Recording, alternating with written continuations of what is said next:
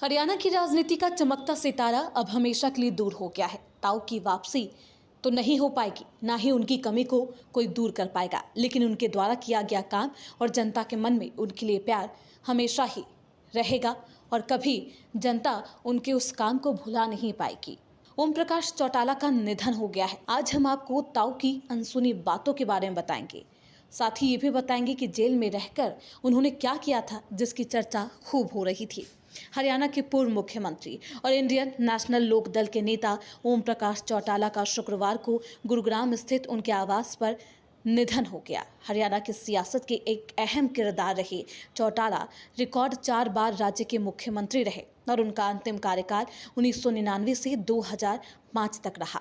ताऊ के नाम से मशहूर चौधरी देवीलाल चौटाला के परिवार का सियासी रसूख इतिहास में दर्ज है। जनवरी 1935 में जन्मे ओम प्रकाश चौटाला ताऊ के नाम से मशहूर चौधरी देवीलाल के पुत्र थे, जिन्होंने भारत के 6वें उप प्रधानमंत्री के रूप में कार्य किया। देवीलाल 1971 तक कांग्रेस में रहे और 2 बार हरियाणा के मुख्यमंत्री रहे। 1977 में देवीलाल जनता पार्टी में शामिल हुए तो 1987 में लोकदल में आ गए। देवीलाल के बेटे ओम प्रकाश चौटाला भी भारतीय राजनीति के दिग्गजों में से एक थे। हालांकि उनका करियर विवादों में घिरा रहा, जिसमें एक भर्ती घोटाला भी शामिल है, जिसके कारण उन्हें जेल भी जाना पड़ा।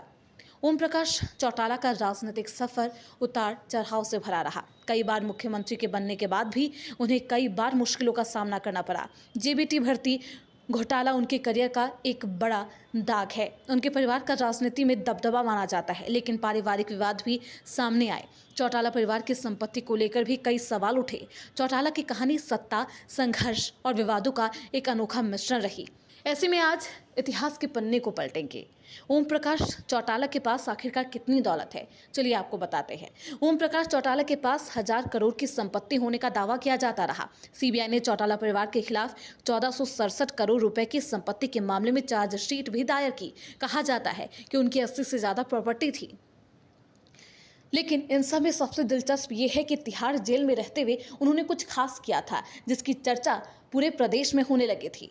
दरअसल ओम प्रकाश चौटाला देवीलाल के बड़े बेटे थे। अपने पिता के जेल जाने के कारण पढ़ाई पूरी नहीं कर पाए। उन्हें इसका हमेशा अफसोस रहा।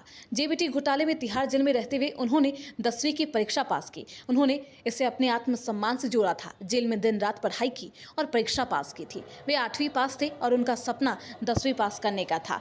87 साल के चौटाला के इसी जज्बे पर अभिषेक बच्चन की फिल्म 10वीं भी बनी। तो ओम प्रकाश चौटाला के जीवन में सत्ता, संघर्ष के साथ साथ सम्मान हमेशा रहा।